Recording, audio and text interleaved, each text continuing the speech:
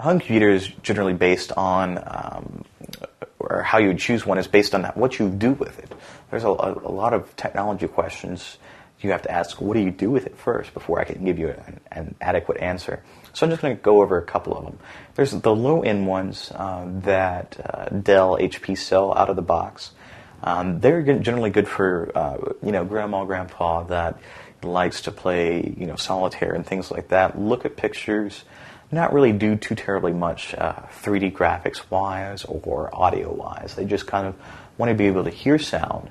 Then also they just want to be able to surf on the internet, and that's pretty much it. And then you have the kind of the mid-range one, which is they generally have graphics cards and mid-range graphics cards and mid-range sound cards. So those kind of are targeted towards teenagers, college kids, and you'll see those on the websites as mid-range ones or entertainment targeted focused ones. And then there are the high-end ones that gaming and gamers and video editors and things like that they would want. And those generally range. Then you at that level you would break the $1,000 mark. So how much do you want to spend? What do you want to do with it? Those are very needed questions when you buy one. So let's take the mid-range one, so you kind of have an idea. Mid-range computers generally have a quad core, which is one particular central processing unit or brain that is split into 4 different sections. Each section can do different things at one time. So obviously that's a little bit better than having one central brain doing one thing at one time.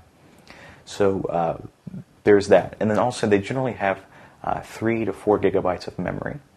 So that is very adequate for doing a lot of things at one time, and browsing the internet and keeping high-end programs open all the time, like iTunes or Zune software for music. And then also they'll have generally around 160 to 300 gigabytes of storage space. So that will allow them to store a lot of things at one time. So how do you choose which one's right for you?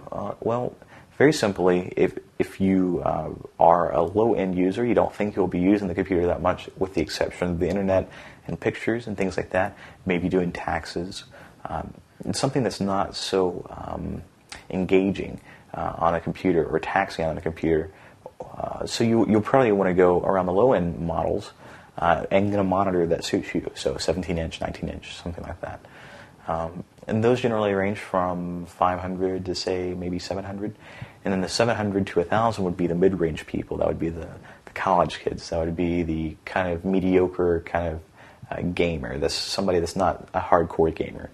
And those guys, they would have the specs that I talked about, and the high-end ones, which generally come packaged with the 20-inch monitor, very, very high-end graphics card, a lot of storage space, a really great processor, very fast, quad-core processor. Those things usually range from, say, anywhere from $1,200 to $5,000. So it really depends on what you're using it for. But generally, how they're packaged on the internet at each individual site will dictate what they're used for. So the low-end ones you'll see are priced at very low-end prices. Mid-range ones will mid-range prices, and so on and so forth.